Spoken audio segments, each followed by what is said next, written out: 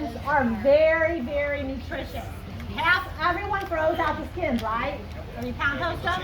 These skins are really, really filled with nutrition. So in the video that I just did, I talked about the skins, and all you got to do is, on a day like today, it would be perfect. You're just going to peel the skins off. Because you know, like the bottom of your onion bin, you have a lot of skins just hanging out. You can just take a handful. I don't have a handful. But imagine I had a handful of my onion skins, and then I'm just going to put them in my teacup. Where's my teacup? Pass it over. I'm a little teacup, short and stout. So I'm just going to stick my handful of onion skins, and the red ones that I always talk about. Can you guys hear me? Yeah. Okay. Where is it? Oh, that's why. So that's better. So I always like to use the red ones because they're the purple pigmented fruits and vegetables have anthocyanins, which are the most, they're like super antioxidant. They're very rich in these flavonoids that are good for healing, and there's lots of studies that show that they're very good at cancer fighting.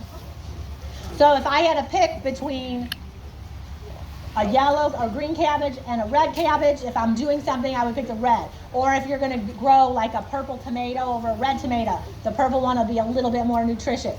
Or if I'm going to do the onions, you know, the red or the yellow onions, I might, if I can only pick a two, I'd pick that one. They're all good, and I eat all colors, but if you only had a choice between one or the other, I would do the purple pigmented ones over. You know, you look at blueberries, and you look at eggplants, and you look at blackberries, and all these things. Even, you know, what's really high in the anthocyanins is the blue corn. So if I'm going to do something bad, I do like the you know, tortilla chips. I get the blue corn chips too. So that's just, you know, something that you could think about, because when you're eating your food, food is medicine, food is energy, food is life. So you want to eat these things that are going to bring you life, right? Yes. Right? So that's why we always want to add a fermented food into our diet. And like I say, you're going to do a lot of work. It's going to take a little bit to do this, but in my jar, I only need a little bit. It's going to last me. So for every serving, because some people are like, this is so good, I'm going to eat the whole jar up. Then you're gassy and bloaty, and you're like, oh my gosh, because this is loaded in millions of probiotics. How many people go out and the doctor says, oh, you need to take probiotics, and you go and get a pill, an expensive pill, right? Well, when you get a probiotic at the store, it's going to have just a few strains. So when you look at something and you ferment it, on this lovely little cabbage, they have all these little, it's like a whole community. It's like a bunch of microorganisms.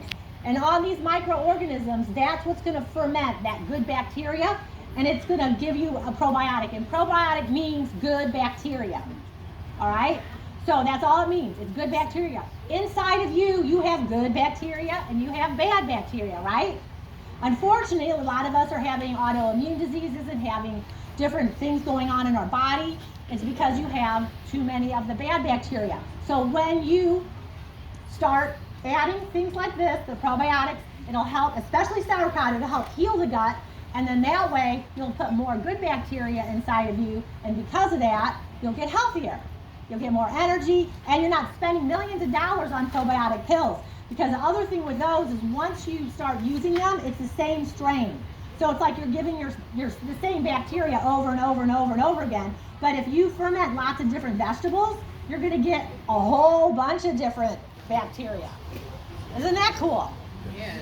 So, and it's easy. So easy. Anybody can do it. Even Doug could do this. Because he doesn't like to cook. So, I like to eat. yeah, he does like to eat it. And then he doesn't always like just to eat it. I'll eat it by myself, or I like it for breakfast with my eggs. And he's like, oh, I can't do that until afternoon. So, like, I'll put that in a salad, or I'll stick it on a sandwich, or this is wonderful. Like, if you make this, people come into my house all the time, and they're like, oh my gosh, that's so good. I made chicken chili the other day. Put it on top of your chicken chili, put it on top of your regular chili, put it on sandwiches. So this is something like a condiment that you can use for everything. And it only takes a little bit to do. It's so, so, so simple. All right. So now, let's see. You just cut up your onions. And let's see. And then I'm going to put them in there. So I'm going to do cabbage, onions, and then you can put spices in there. So if you like a little zing, how many people like red pepper flakes? So if you wanted a lot more spicy, then you'd put a lot more hot pepper flakes. Maybe put a